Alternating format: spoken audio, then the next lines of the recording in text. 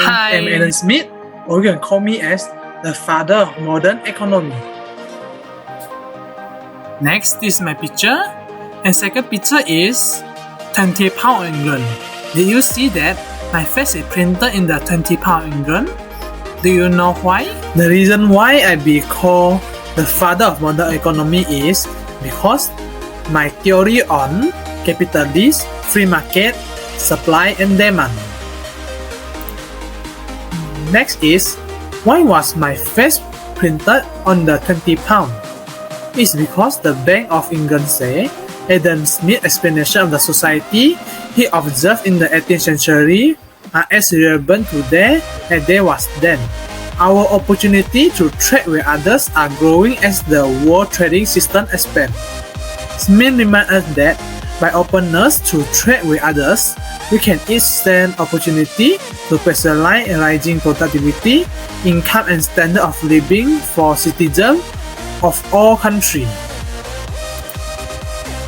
Next, I want to tell about me. I've been known as the father of modern economy. Was a Scottish economist, philosopher, and author who lived in the 18th century. I also been known for creating the concept of gross domestic product, GDP, and for the theory of compensating wealth differences. I've been well known for the book that The Wealth of Nations, published in 1776, that I will explain more in the contribution. Next part, I'm going to tell about my contribution. Next, I'm going to introduce my contribution. There are four of it. First one is Wealth of Nations. Second is the philosophy of free market. Third one is the invisible hand theory. And last one is GDP, which are gross domestic product. The first contribution is Wealth of Nations. Wealth of Nations has divided into 5 parts. First part is outline the importance of the division of labor and forces interact. Second part is discuss the role of stock and capital. Third part is provide an historical account of the rise of wealth from primitive time up until commercial society. Fourth part is discuss the economic growth that derives from the interaction between urban and rural sector of a commercial society. Final part, that is fifth part, that is present the role of the sovereign in a market economy, emphasizing the nature and limit of governmental power and the means by which politician intrusion are to be paid for.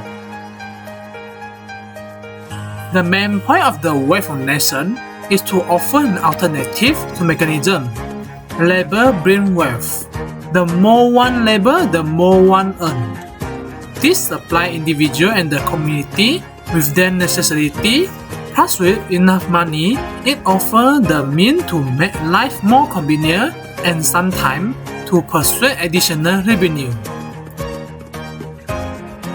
The idea promoted by the Wealth of Nations generated international attention and was a motivating factor in the evolution of land-based wealth to wealth created by assembling line production method made possible by the division of labor.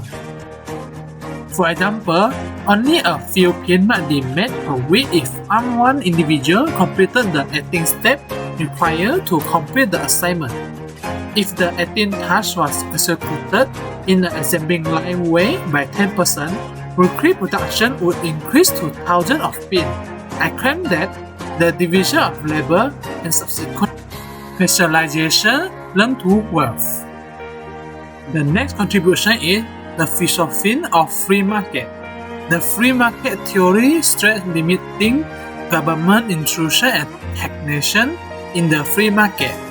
Despite the support for small government, I believe that the government should be in charge of a country's education and defense.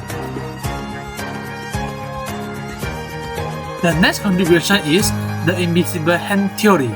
The invisible hand theory is frequently described as a natural phenomena that direct free market and capitalists in the direction of efficient rather than as something that led to individual well-being through supply and demand and competition for finite resources.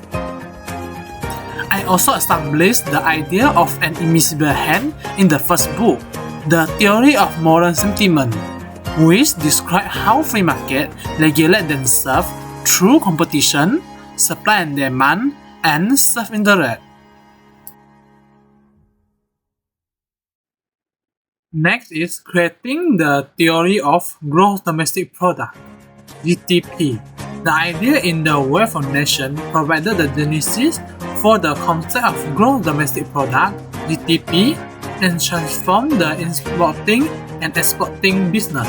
Before the publication of the World Foundation, countries declared their wealth based on the value of their gold and silver deposit. The first thing you have to know is yourself. A man who knows himself can stand outside himself and watch his own reaction like an observer. Before we do anything, we need to understand ourselves well. Only by that, we can know ourselves and we can see our own doing. And by that, we can know ourselves well and do anything well. That's all for me. Thank you so much for listening.